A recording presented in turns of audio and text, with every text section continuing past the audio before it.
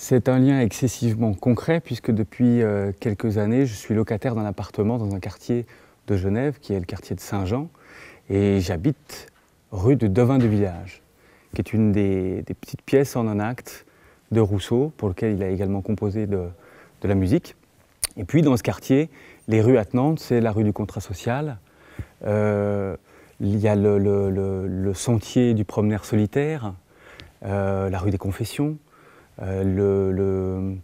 l'avenue de Varan, Madame de Varan l'ayant hautement soutenue à Chambéry, et puis la rue d'Ermenonville, Ermenonville étant le lieu de sa mort. Donc en fait, j'ai été baigné pendant des années avec des lieux qui faisaient très directement avec Rousseau.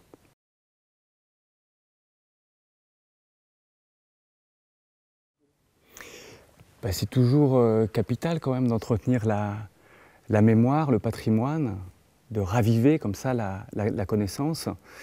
Et Rousseau, je trouve important qu'on puisse aujourd'hui apporter un regard contemporain sur le siècle des Lumières, à travers Rousseau, à travers aussi l'encyclopédie à laquelle il a collaboré, l'encyclopédie Diderot et d'Alembert.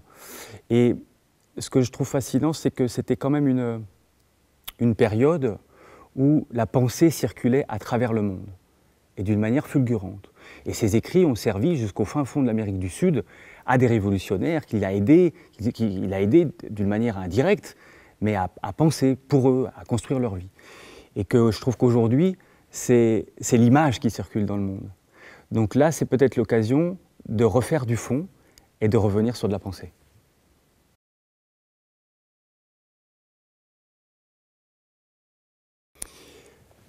C'est pas forcément un aspect de son œuvre, mais plutôt une contradiction du bonhomme. Il disait qu'il avait l'impression d'avoir l'esprit d'un homme et le cœur d'un autre homme. Et ce conflit-là, moi, m'intéresse. Et si je m'appuie par exemple sur Molière, il reconnaissait en Molière un auteur, un dramaturge extraordinaire, qu'il admirait vraiment, en disant qu'au niveau du comique, on ne pouvait pas faire mieux.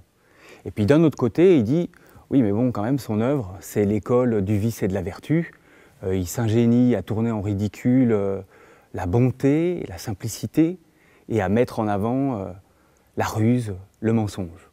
Donc à la fois, il y a un profond attachement, un amour, et puis d'un autre côté, une condamnation. Ce paradoxe-là m'intéresse.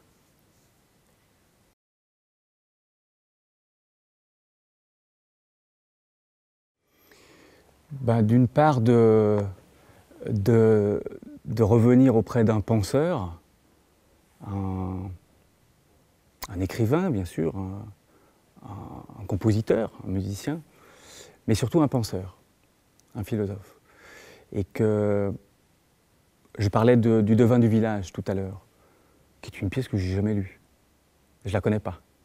Et que c'est peut-être l'occasion pour, c'est écrit en 1754 je crois, c'est publié dans la Pléiade, je l'ai, mais je ne l'ai pas lu. Et que je me dis que pour chacun, ça peut être l'occasion l'opportunité de découvrir ce qu'on ne connaît pas encore. Donc je me réjouis de lire Le Devin du Village, entre autres.